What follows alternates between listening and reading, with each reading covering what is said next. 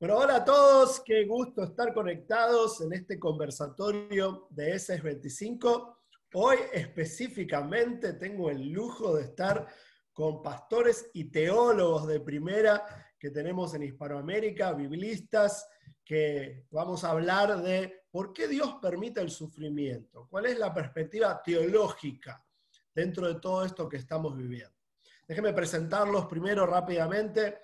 Tenemos allí arriba al doctor Pablo Deiros, una eminencia en historia de la iglesia, comentarista bíblico, ha sido profesor de Southwestern, de Princeton, de Fuller y rector del Seminario Bautista de Buenos Aires por muchos años, ¿cierto? Hola Pablo, ¿cómo estás? Hola, ¿cómo están? Bueno, qué gusto tenerte. Muy bien, ahí Gracias. tengo abajito, según veo ahora, a Harold Segura, un también rector de Seminario Bautista, pero el Seminario Bautista Internacional, que está en... ¿Dónde está, Harold? En Cali, Colombia. En Cali, Colombia, exactamente. Sí. No estaba del todo seguro, porque eres colombiano, ¿cierto? Sí, soy colombiano, sí. Por la gracia de Dios. Aunque hoy, sí, es el director de Relaciones Intereclesiásticas de World Vision para toda América Latina. Es escritor, ha escrito un montón de material, ha reflexionado en teología, iglesia y sufrimiento antes, así que es un lujo tenerte en esta conversación, Harold, también. Para mí el honor, Lucas, gracias. Bueno, y allí también tengo a otra eminencia, un biblista destacadísimo, boricua, don Samuel Pagán. Gloria a Dios. ¿Sí? Eso, que es decano, ¿sí? Hoy de Ministerios Hispanos, allí en la ciudad de Jerusalén, más exactamente se llama el Jerusalem Center for Biblical Studies.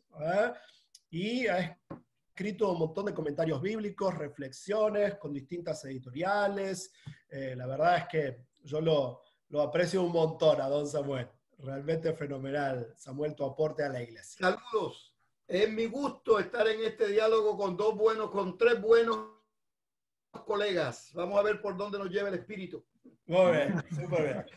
Bueno, primero quiero comenzar con una pregunta un poquito más personal.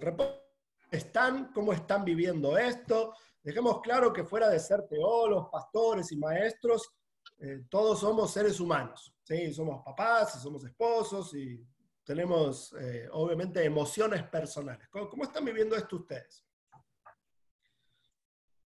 Bueno, por mi lado, Norma y yo estamos en casa. Y nosotros estamos en cuarentena, pero me ha dado la oportunidad, yo estoy a mitad de un libro sobre las parábolas de Jesús y he tenido la oportunidad de adelantar el libro. Estoy revisando el texto bíblico de la Nueva Versión Internacional y ha sido una oportunidad extraordinaria porque ya no estamos media hora de reunión y seguimos. Claro. Hemos tenido oportunidad de hacerlo.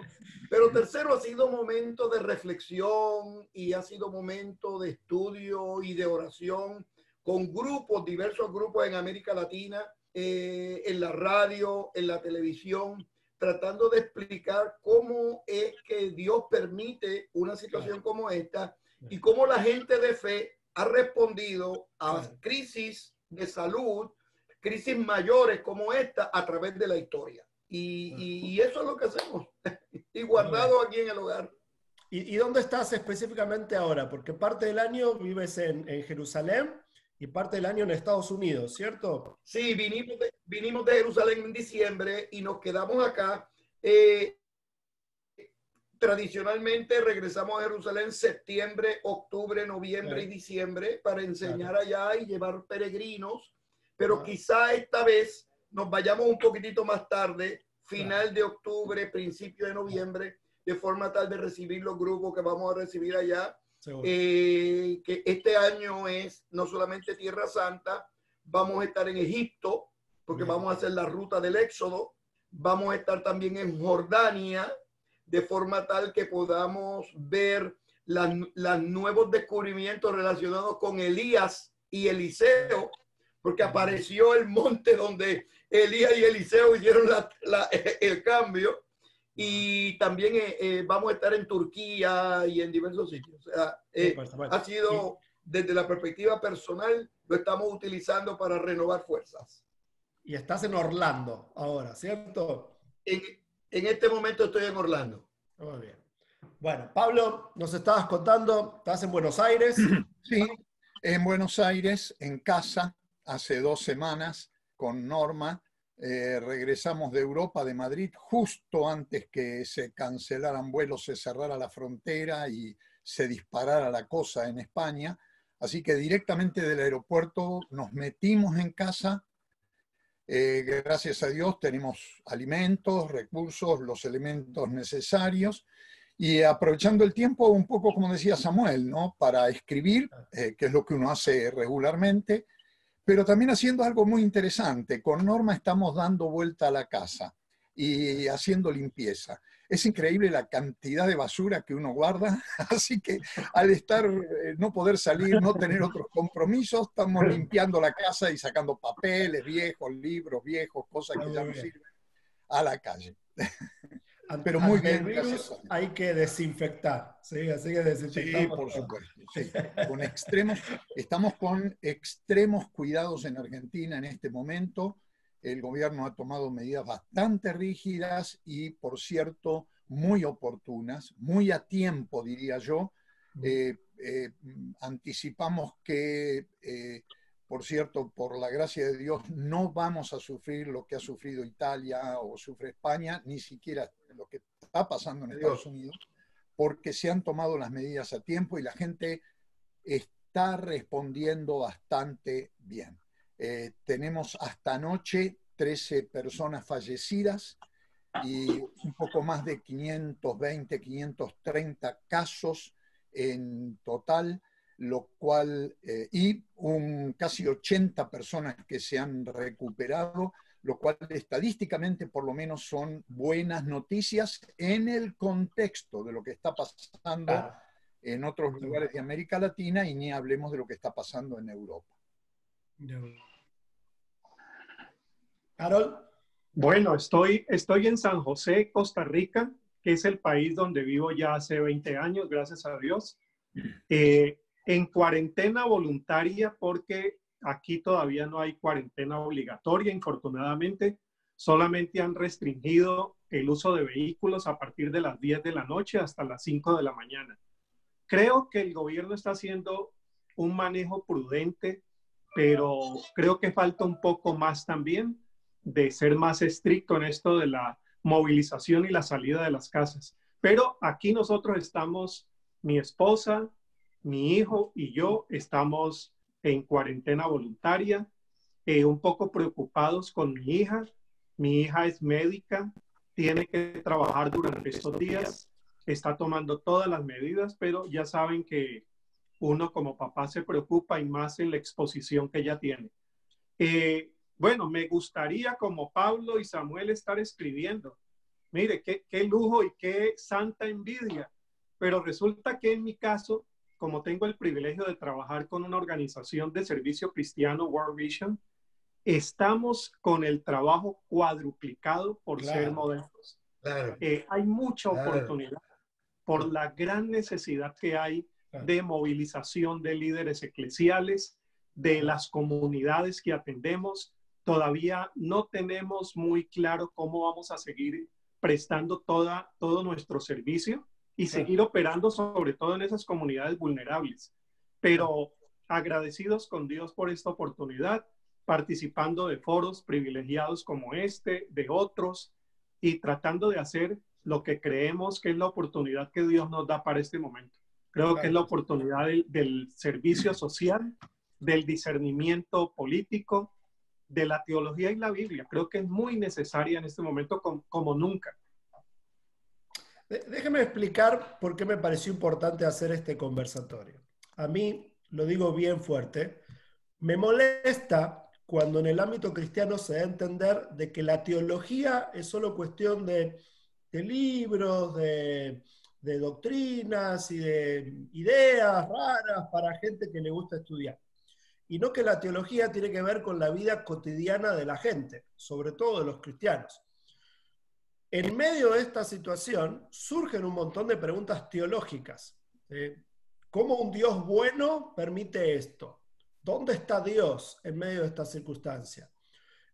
¿Será que a Dios le sorprendió esta pandemia? ¿Sí? Y por eso me parecía importante conversar con ustedes. Quiero comenzar con Pablo por la razón de que es historiador. ¿Sí? Pablo ha escrito un montón de libros acerca de la historia de la iglesia y la historia de la humanidad. Ha sido profesor de historia en distintas universidades. Háblanos un poquito de la historia detrás de esto, porque ya hubo pandemias antes, ¿cierto? ¿Hay alguna reflexión respecto al pasado que sería oportuno traer al presente? Sí, en realidad, más que una reflexión histórica, yo creo que deberíamos comenzar por colocar los interrogantes que se han levantado, que son muchos, por cierto, en un cierto marco de referencia. Un marco de referencia es el marco histórico, pero me parece que conviene comenzar con un marco más de carácter teológico. Y desde ese marco entender lo histórico, porque si no, lo histórico se puede interpretar de múltiples maneras y nosotros queremos interpretarlo de una manera cristiana. Si vos me permitís, Lucas, yo creo que la pregunta ¿por qué Dios permite que esto ocurra? En realidad no es una pregunta, es una respuesta. Es decir, ya estamos diciendo que esto ocurre porque Dios lo permite. Claro. Y eso es una respuesta. Uno puede estar de acuerdo o no, discutirlo, pero es una respuesta. Y me parece que lo que nosotros tenemos que en este momento, y este es el marco al que me refiero, es definir la pregunta, porque si la pregunta no está bien hecha, la respuesta no va a ser buena o va a ser confusa. Entonces, hay dos preguntas acá que desde un ángulo teológico tenemos que de alguna manera tratar de responder.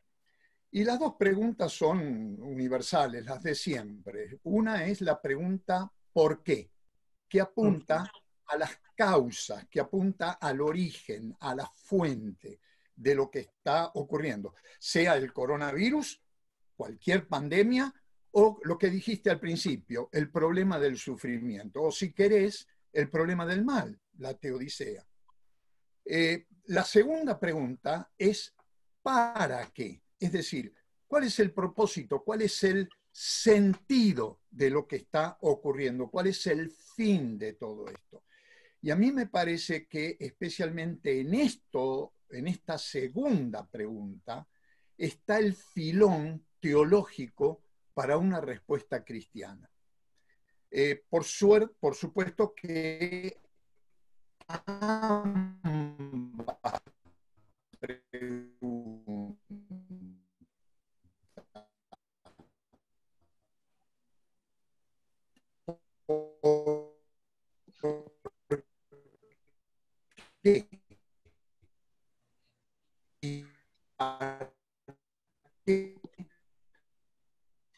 son lo suficientemente como para que nos pasemos.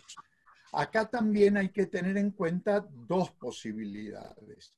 Lo que uno podría llamar causas sobrenaturales o causas naturales, o dicho de otra manera, causas espirituales o causas físicas, de algún modo.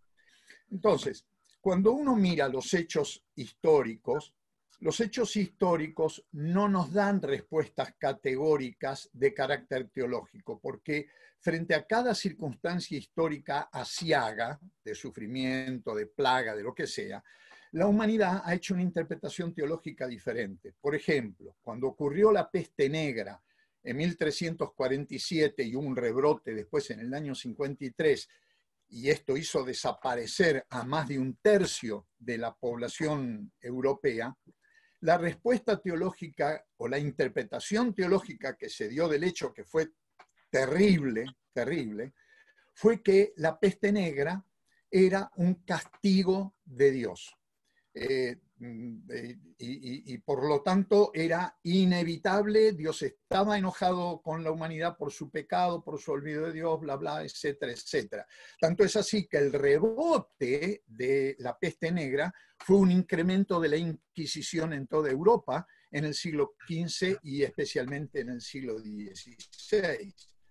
para limpiar a la cristiandad de toda suerte de pecado y que no se vuelva a producir el castigo de Dios, como fue ese tremendo trauma colectivo. Si vamos de la mano de Samuel Pagán al Antiguo Testamento, seguramente Samuel nos va a recordar el Éxodo y nos va a recordar las 7 plagas de Egipto. En el caso de la muerte de los primogénitos y en realidad de todas las plagas, la interpretación fue doble. De un lado se interpretó lo ocurrido como un castigo de Dios a la renuencia del faraón, a la cabeza dura del faraón, de no querer dejar salir al pueblo. Y del lado del pueblo se lo interpretó como el acto necesario de parte de Dios para liberar a su pueblo de la esclavitud. El ángel de la muerte pasaba matando a los primogénitos egipcios, mientras la sangre del cordero en el dintel de las puertas liberaba a el pueblo de Israel. Es decir, los hechos históricos de por sí no vienen con su interpretación. Es frente al hecho histórico, y de estos hechos históricos catastróficos hemos tenido de todos los colores y en cantidades industriales a lo largo de la historia de la humanidad, el ser humano siempre ha levantado sus preguntas y ha tratado de encontrarle una explicación. Esto es bueno, porque la explicación hace falta para encontrar consuelo, para encontrar esperanza, para alimentar la fe y para esperar, en el marco de la esperanza, un futuro mejor. La muerte no es el fin. La muerte, como bien lo ilustró Jesús con la metáfora del grano de trigo, es siempre la oportunidad para una vida renovada, una vida nueva, una vida diferente. Y esperamos que así ocurra con lo del coronavirus. Pero vuelvo a insistir en que antes de intentar una respuesta, tratemos de hacer la pregunta correcta, porque si la pregunta no es correcta, la respuesta va a salir para cualquier lado. Entonces, me parece que el marco teológico en el que hay que tratar de levantar las preguntas es, primero, por un lado, pensar en las causas o el origen de lo que ocurre. Es decir, la pregunta es, ¿por qué pasa lo que está pasando? Y la segunda pregunta es la que tiene que ver con el propósito, con el fin, con el sentido de lo que está ocurriendo, y es ¿para qué? Y como dije antes, me parece que este segundo interrogante es el que más adecuadamente nos permite encontrar respuestas propiamente cristianas. Harold, te pregunto a ti esto. Cuento, al trabajar con World Vision, obviamente siempre estás lidiando con el dolor. Sí. Siempre en tu mundo hay niños desprotegidos, vulnerables, que necesitan ayuda, familias rotas. Entonces, esto que está pasando ahora no es tan nuevo para ti. Obviamente es nueva la pandemia, pero la organización que representas continuamente está lidiando con el dolor. ¿Sí? Sí. A veces en el ámbito cristiano estamos peleados con el dolor. Creemos que para los cristianos el dolor no es una opción, que si hay dolor es porque hay pecado. Reflexiona un poquito de eso, ¿sí? ¿Cómo lo vivís esto? Sí, bueno, lo estás planteando muy bien. En el caso nuestro, la pandemia es algo totalmente distinto, como nos está pasando a todos, pero dentro de la normalidad en la que trabaja una organización cristiana de servicio social. Hoy es la pandemia, antier fue el terremoto, más adelante la inundación o más atrás la inundación.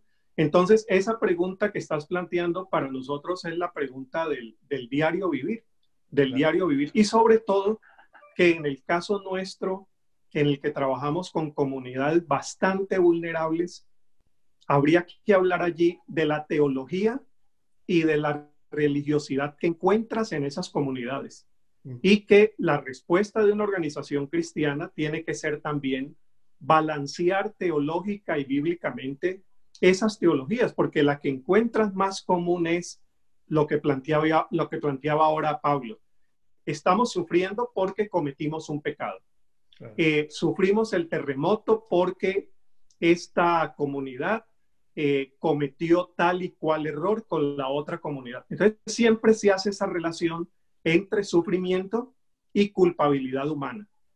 Claro. U otras explicaciones que encontramos alrededor de las teologías no necesariamente cristianas, sino de las religiones populares que hay en la comunidad. Claro. Lo que dice Pablo, yo creo que va muy en orden también con lo que uno encuentra en las comunidades, y quiero agregar algo a las dos preguntas que él hizo y que nos ayudan mucho como organización de fe. Pablo plantea dos preguntas. ¿Por qué sucede esto? Es la pregunta que surge en la comunidad. Repito, a esa pregunta agregamos una más, la pregunta que planteó también Pablo: ¿por qué sucede esto? Para tratar de que la comunidad encuentre también sentido, encuentre valor, fortaleza, de que se entienda de que el sufrimiento no es la culpa de un pecado, sino la oportunidad para abrir la esperanza, para encontrar nuevas formas de entender la vida y de entender a Dios. A esas dos preguntas voy a agregar una más, que es muy de las comunidades de servicio, que es la pregunta ¿cómo? ¿Cómo actúo frente a esto? La pregunta por el por qué es la pregunta de la teodicea. ¿Por qué un Dios bueno permite el sufrimiento malo? Claro. La pregunta por el para qué es la pregunta de la teología pastoral.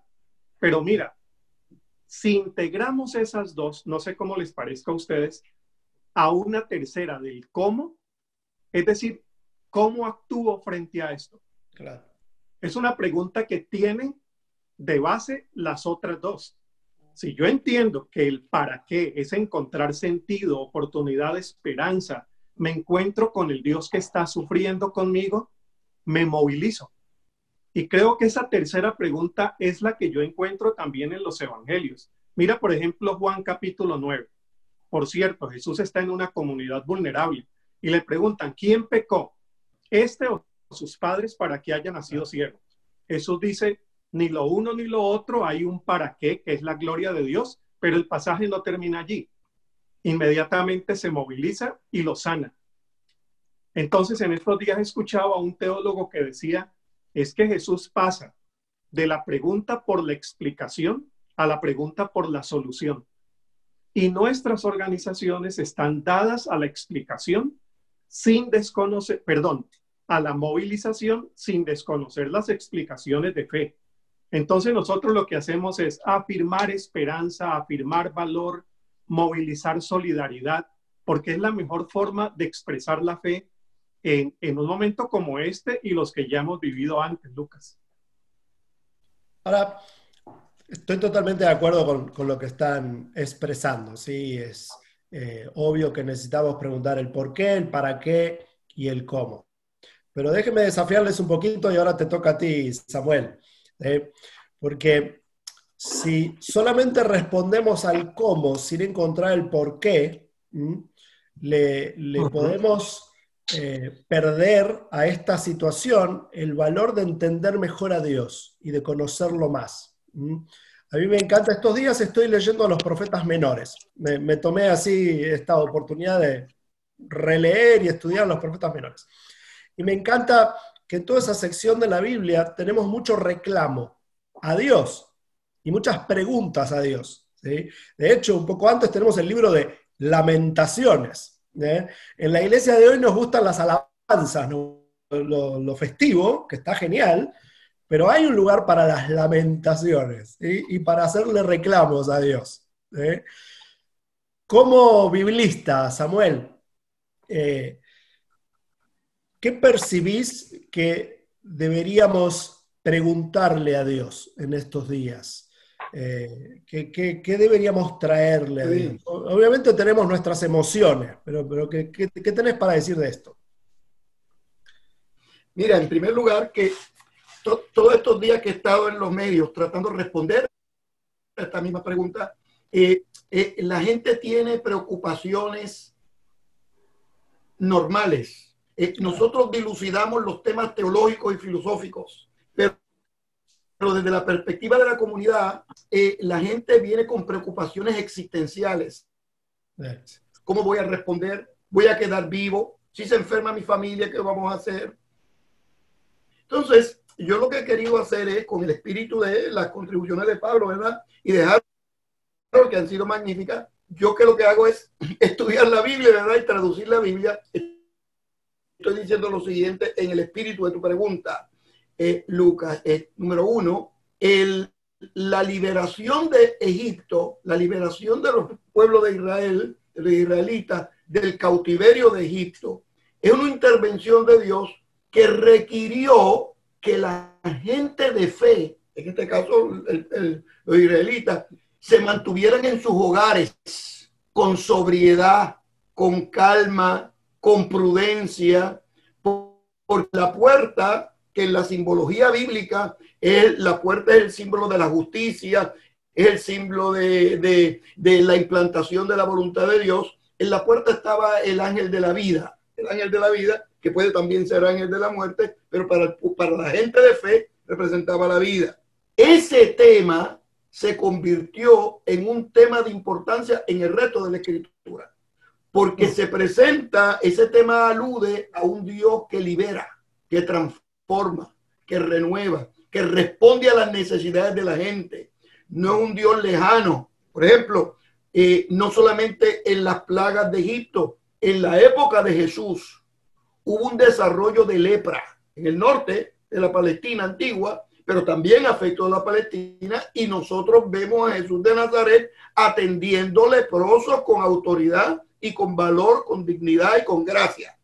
Pero el comentario de Pablo es interesante porque, y en el mismo espíritu de lo que él estaba diciendo, Martín Lutero tuvo que responder con creatividad teológica en el espíritu de Harold, no de la manera especulativa, sino de manera concreta. Y según los documentos de Martín Lutero recomendó 3 cosas. Número 1, que la gente fuera prudente con la higiene. Recuerda que estamos hablando en el medievo, donde los conceptos de higiene eran diferentes. Y fíjate que hace 500 años, Martín Lutero comienza a hablar, es importante que seamos prudentes con la administración del cuerpo, porque el cuerpo era el templo del Espíritu de Dios. Eso había que tenerlo. Segundo, decía Martín Lutero, hay que tener solidaridad con las personas que lloran y que sufren. Que tu preocupación personal no te impida darle la mano al caído. En este caso del coronavirus, tenemos que ser solidarios con las personas, tenemos que guardar las distancias, tenemos que ser prudentes con nuestra salud, pero tenemos que apoyar al necesitado y buscar la manera de darle la mano. Ya no decirle que se ponga de pie, sino incentivar que se le dé la mano, como está muy bien comentando Harold. Pero hay un tercer elemento que yo sé que Harold y Pablo y tú, Lucas, y los que nos van a ver lo han utilizado. Y Martín Lutero, quiero que sepan que a las 3 semanas nada más de llegar a Wittenberg, empezó a golpear la peste bubónica en Wittenberg. O sea, no fue a los 10 meses, no fue a los 4 años, fue inmediatamente. El contexto social y salubrista de la reforma protestante fue una plaga. Entonces, Martín Lutero responde. Y este tercer elemento es interesantísimo porque dijo, este es un momento para leer los salmos. Interesante esto. No Apocalipsis, no Génesis, pero destacaba los salmos. Y dentro del mundo de los salmos, 2, muchos, ¿verdad? Pero 2. Primero, el 46. Dios es nuestro amparo, nuestra fortaleza, que se convirtió ese salmo en la inspiración del himno de la Reforma. Castillo fuerte es nuestro Dios. Pero el segundo salmo que estaba destacando Martín Lutero, sí, la gente ha respondido, cuando yo le explico esto en la televisión secular, la respuesta mayor la ha recibido el Salmo 27, porque el Salmo 27 es un poema que ha tenido 2 vertientes hermenéuticas y de explicación.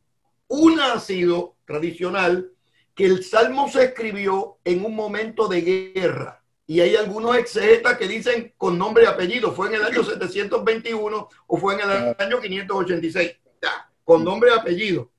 Pero la erudición contemporánea está leyendo el Salmo por otro carril, especialmente la alemana, la escandinava, algunos en Estados Unidos, América Latina especialmente. Yo estoy diciendo que quizá, posiblemente, bastante probable que se trate de una guerra, pero una guerra dentro del adorador.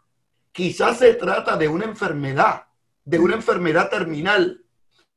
Y cuando el salmista está diciendo, aunque un ejército acampe contra mí, sabe Dios si se estaba refiriendo a yo no sé cuántos viruses, porque recuerden que en el periodo medieval y en el periodo de la Biblia, cualquier infección pequeña en un dedo podía crecer y a tocarle la mano y no se sanaba y le tocaba el brazo, y la infección cuando llegaba al resto del cuerpo podía ser una enfermedad mortal.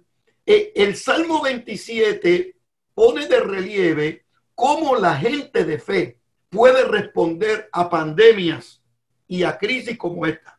Se pone de pie con autoridad y no se deja amilanar por la enfermedad ni por los anuncios de la enfermedad. Entonces yo lo que le estoy diciendo a las pastoras, a los teólogos, a las teólogas, que utilicemos este momento de crisis internacional, por un lado, para afirmar la esperanza y la seguridad que proviene de la gracia y la misericordia de Dios, pero por otro, para nosotros demostrar todo el cariño, todo el amor, toda la gracia que nosotros tenemos que manifestar para la creación de Dios y para los creados, para la naturaleza, de forma tal que podamos evitar el maltrato de la naturaleza que algunas personas el día de hoy están indicando que es el origen de esta pandemia.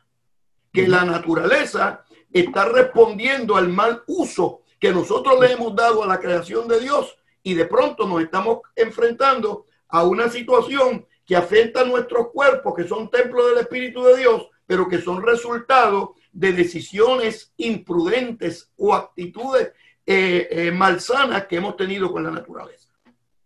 Samuel, ¿cómo ves? Pero siguen los colegas.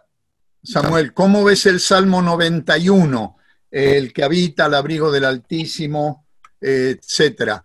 Que también específicamente hace referencias a epidemias, ¿no? Y la intervención del Señor en situaciones así. Sí, varios salmos tienen el mismo espíritu. El 91, caerán a tu lado 1000 y 10.000 a tu diestra, pero no van a llegar a ti. El Salmo 103, recuerda que es el que sana toda mi dolencia y que perdona. El Salmo 121, ¿de dónde vendrá mi socorro? Cuando algo alzo los ojos a los montes, ¿de dónde vendrá mi socorro? O sea, hay muchos salmos que nos pueden ayudar. Hay muchos textos bíblicos que nos pueden ayudar. Y en los textos bíblicos hay preguntas existenciales. Hay preguntas de la vida. ¿Por qué me pasa esto a mí? O sea, claro. Preguntas concretas y específicas. Y nosotros tenemos varios salmistas que tratan de responder a ese desafío. Por ejemplo, en el Salmo 42, parece que la situación, este es un salmo que también es posible que lo haya escrito una persona con una enfermedad terminal. Claro, nosotros siempre pensamos problemas sin apellido, ¿verdad? Pero cuando uno comienza a ver el texto en hebreo y comienza a ver palabras que se relacionan con salud, entonces dice, caramba, aquí hay una conexión importante. Entonces, en el momento de la crisis, la gente de fe se pone de pie y dice, yo no me voy a dejar derrotar por esta pandemia, y dice, ¿por qué te abates, oh alma mía, y te turbes dentro de mí? Yo voy a seguir adelante. O sea, que pienso que es la gran enseñanza el día de hoy, no detenerse. Disculpa, Lucas. No, me encanta escucharlos porque se nota el corazón pastoral de cada uno de ustedes. Pero déjenme ser un poquito abogado del diablo aquí, ¿sí? O sea, yo leo en el Salmo 91, a tu lado caerán 1000 y la plaga a ti no te tocará.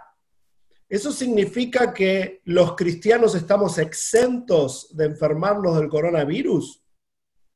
Obviamente no hago esta pregunta porque esté sugiriendo una respuesta. Yo tengo mi opinión, pero ¿qué piensan ustedes? Hay cristianos por ahí que creen que ser cristiano evangélico y estar leyendo la Biblia en estos días significa que no nos vamos a enfermar. Sin embargo, en la vida práctica ya hay cristianos evangélicos enfermos y a la vez miramos la historia y miramos la Biblia y encontramos que muchas veces fue el pueblo de Dios el que tuvo que pasar por las plagas. ¿Qué reflexionan de eso? Ahí es donde entra un poco la segunda pregunta del para qué, del sentido de lo que está ocurriendo. Todos los seres humanos morimos y la Biblia es bien clara en señalar que la paga del pecado es la muerte. Y bueno, más allá de cómo uno hace la hermenéutica del versículo, en general se piensa que la muerte es muerte espiritual y muerte física. La muerte física como resultado de una condición de rebeldía, desobediencia y pecado del ser humano que es universal, por cuanto todos pecaron y no llegan a entender y a captar la gloria de Dios. Ahora, todos los cristianos mueren, todos los cristianos también se enferman, nadie está librado de esto, pero el que muere o el que se enferma o muere por el coronavirus y es cristiano, su experiencia es diferente del que no es cristiano.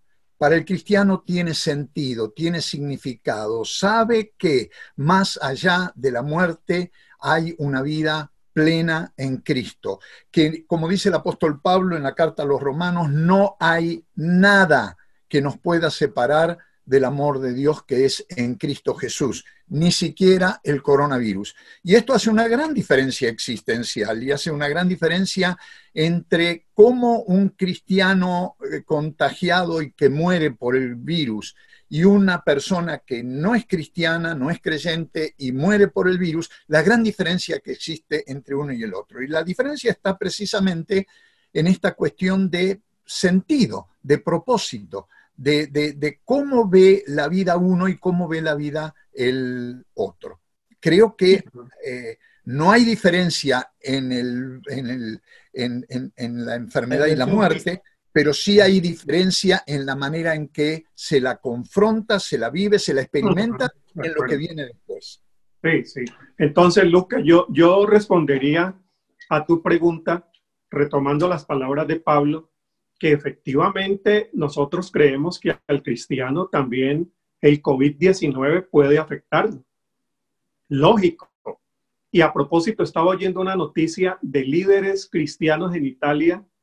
Hay mucho líder cristiano en Italia, pastores y sacerdotes que han muerto por su actitud de servicio en favor de las víctimas. Entonces, las iglesias en Italia están bastante preocupadas por lo que va a pasar después con el liderazgo. Bueno, entonces con eso estamos diciendo que definitivamente pensamos que el cristiano no está exento, mas sí, como dice Pablo, acoge esas situaciones de sufrimiento con una actitud existencial bastante diferente.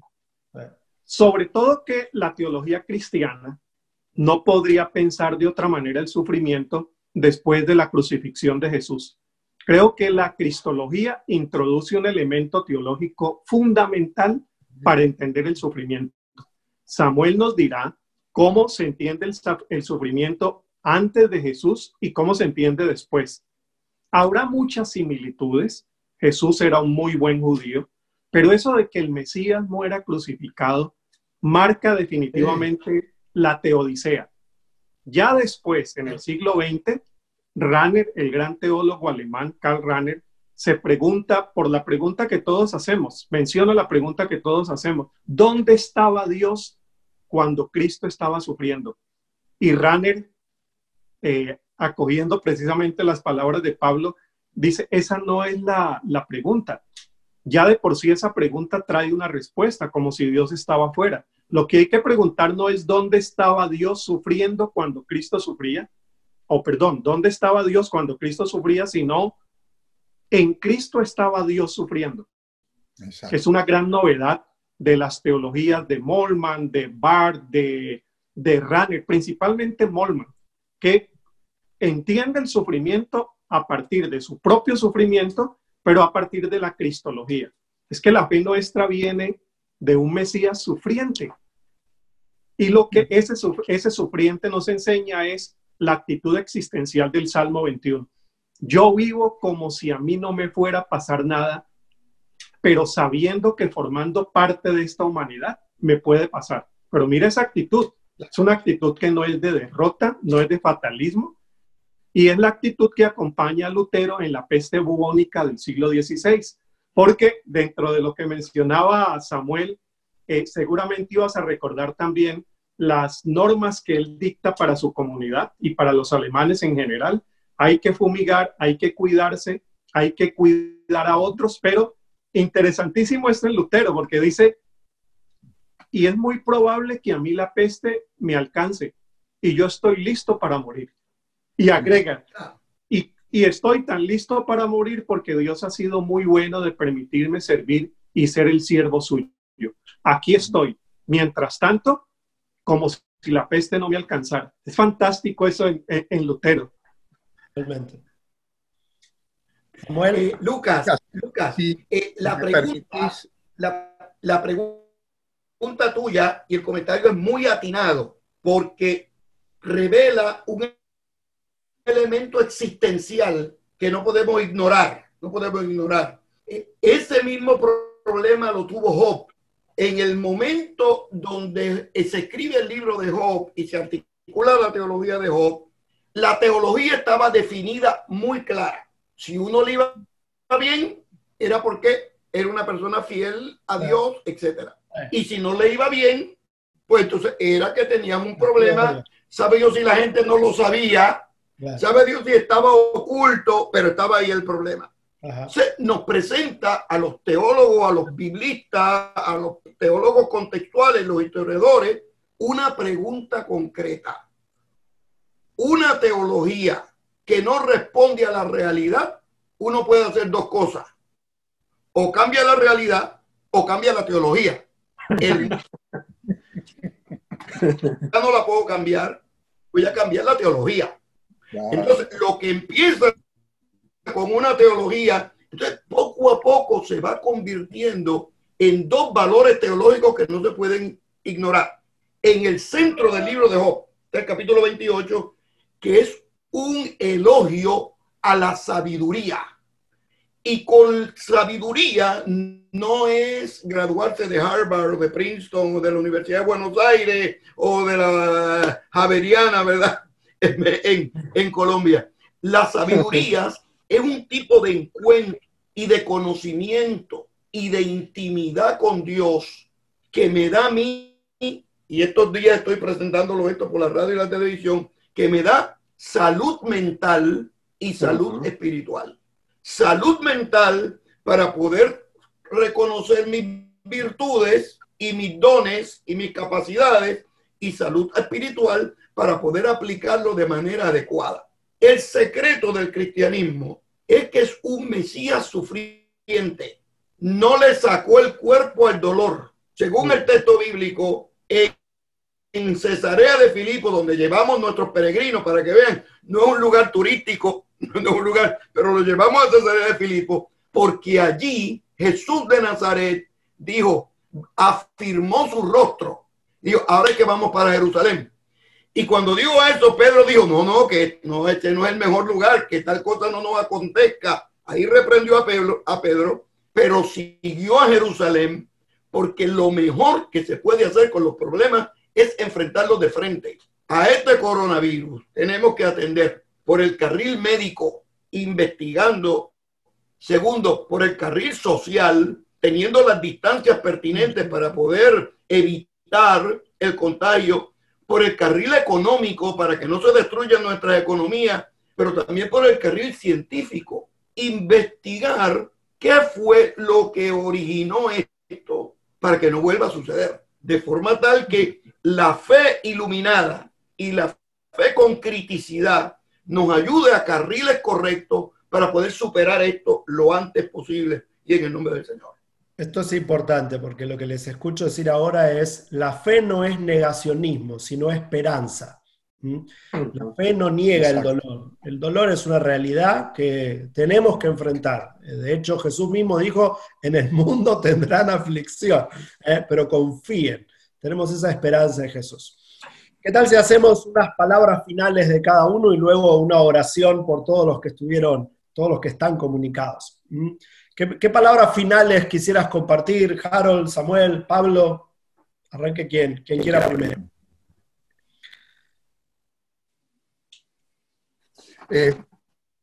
Si me escuchás, porque me perdí lo último que dijiste, pero quisiera agregar un enfoque más al comentario de Harold y después de Samuel, y es agregar una perspectiva misiológica a nuestra reflexión. Si esta es nuestra comprensión de la fe frente al sufrimiento y el dolor, y es un enfoque cristológico y que arranca, como bien argumenta Pablo en sus cartas, desde la cruz de Cristo, creo que nosotros tenemos una oportunidad misionera extraordinaria en este momento y mucho más grande con posterioridad a esta pandemia. Las religiones más importantes del mundo, universales, generalmente tienen una aproximación pesimista y fatalista en relación con la realidad, especialmente el islamismo. El cristianismo tiene un enfoque optimista, pero no ingenuo, sino lleno de esperanza, de que Dios no ha perdido el control sobre la historia ni el control sobre la humanidad y que su voluntad es una voluntad de amor, tal como lo demostró en la cruz de Cristo. Que hay un poder redentor, sanador, liberador, restaurador que nace de esa obra redentora en la cruz y que es para toda la humanidad, no para un grupúsculo de pseudo santificados que son tan piadosos que merecen ese premio. Pienso que en los próximos meses y en los próximos años los creyentes vamos a tener una oportunidad magnífica para anunciar a Jesucristo y a este crucificado, como decía el apóstol Pablo, y llevar esperanza al mundo. La humanidad va a estar abierta a recibir este mensaje de mirar al futuro como un futuro abierto, no como un futuro cerrado, como un infierno inexorable, como una aniquilación de la humanidad en manos de un virus, en manos de lo que sea, sino como un futuro donde Dios sigue siendo el Rey y Señor, y donde Cristo sigue siendo el Redentor y Señor. Así que creo que esta aproximación misiológica también es bueno agregarla a los comentarios que hasta aquí hemos estado haciendo. Lucas, como palabra final, yo quisiera referirme, además del sufrimiento que ha sido nuestro tema, referirme al miedo, que es otro de los ángulos grandes para pensarlo desde la perspectiva de la teología y de la pastoral. He pensado mucho en estos días en el texto de Juan capítulo 20, cuando los discípulos estaban en una cuarentena voluntaria por miedo a los judíos. Dice que se habían escondido desconcertados porque no sabía lo que había pasado con Jesús y sobre todo desconcertados porque la grandeza de su ministerio estaba terminando de esa forma tan miserable con el maestro crucificado. Se encierran por miedo a los judíos. El miedo es otro gran tema teológico, porque tratado desde ese ángulo surgen las palabras también del maestro y de toda la Biblia, en la que se nos invita a tener paz. Jesús entra en medio de la cuarentena, por cierto, se deja tocar, no era como estas donde no podemos tocar, se deja tocar de Tomás, que es el que más está necesitando esa prueba, y les dice aquello que aparecen, según las estadísticas de la Biblia, más de 300 veces. No tengan miedo. Y la teología tiene una palabra exactamente igual hoy en día. No tengamos miedo. Claro. Nuestra fe nos permite la esperanza. De la fe nace el valor. De la fe nacen las reflexiones que necesitamos hacer ahora. La teología bíblica se hizo en los peores momentos de la historia. Lo mejor que tenemos de la teología del siglo XX se hizo después del Holocausto y de las guerras mundiales. Estamos frente a la gran oportunidad de pensar a Dios desde la encarnación de nuestro propio miedo y de nuestro propio sufrimiento. Que el Señor nos anime como iglesia con esa perspectiva que decía Pablo, esa perspectiva misionológica, que no es proselitista, que es encarnacional, que sufre con el que sufre, y que por fin encontremos en esta pandemia la oportunidad de pasar de la teología de la prosperidad a la teología de la compasión, que sufre con, que siente con y que anima la esperanza en todo momento. Amén. Muy bien, muy bien, muy bien. Qué bendición es para mí estar aquí escuchándolo a ustedes. Para mí, uno de los teólogos que ha influenciado, ha contribuido en mi modesto pensamiento teológico es Abraham Joshua Heschel, que era un filósofo y también teólogo judío que respondió a la crisis del Holocausto con creatividad, pero también con un estilo práctico y contextual de la vida. Yo estudié en la escuela rabínica donde él enseñaba y él decía que en momentos de crisis la gente demostraba sus capacidades creativas, sus capacidades de poder.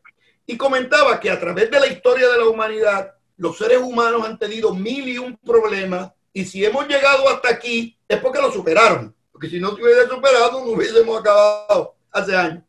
Entonces me comentaba a mí una vez, me decía Samuel, recuerda que Jesús de Nazaret, el rabino Jesús, nunca leyó el Nuevo Testamento, solamente leyó la Biblia hebrea. Después de Jesús fue que vino el Nuevo Testamento.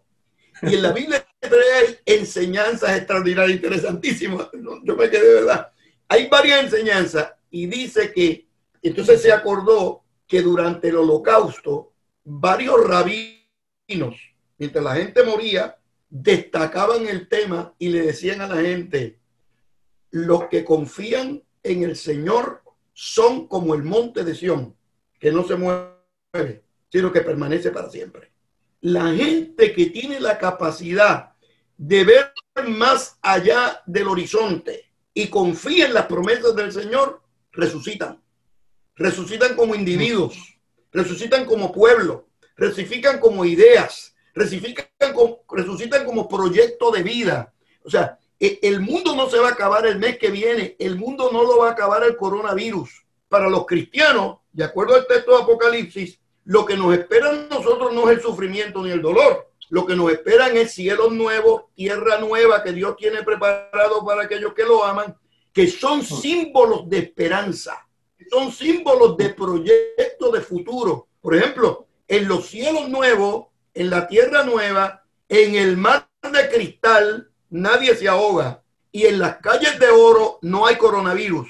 Es decir, que la nueva realidad que se presenta es una realidad transformada, porque esta generación que enfrenta el coronavirus va a tener la oportunidad de tomar esta experiencia y ser creativos. Concuerdo 100% con Harold que las grandes contribuciones teológicas en la historia han llegado luego de dolores. Y ciertamente afirmo la palabra de Pablo de que la gente de Dios en este momento es que se crece, porque ni lo alto ni lo bajo, todo el texto del apóstol Pablo, nada nos puede separar del amor de Dios que es en Cristo Jesús, Señor nuestro. Amén.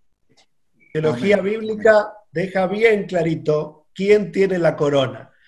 Y quien tiene la corona, muy bien, repitió una y otra vez: no teman. Lo cual no es solamente una declaración pastoral, sino que es una declaración teológica. magnífico. Él es el gobernante. Él tiene el toro por las riendas, por los cuernos. Él está a cargo de la historia. ¿Por qué no terminamos con una oración? Pablo, ¿nos guías en oración? Sí. Decimos a los líderes, pastores y todos los que estuvieron conectados en este video. Amén. Amado Señor, qué oportunidad magnífica que nos estás dando de comunicarnos, de abrir nuestras mentes y corazones, de edificarnos unos a otros y con toda nuestra audiencia en la fe. Y gracias porque tu palabra siempre nos llena de consuelo y de esperanza, aún en medio de las situaciones más complejas, difíciles y más desconcertantes.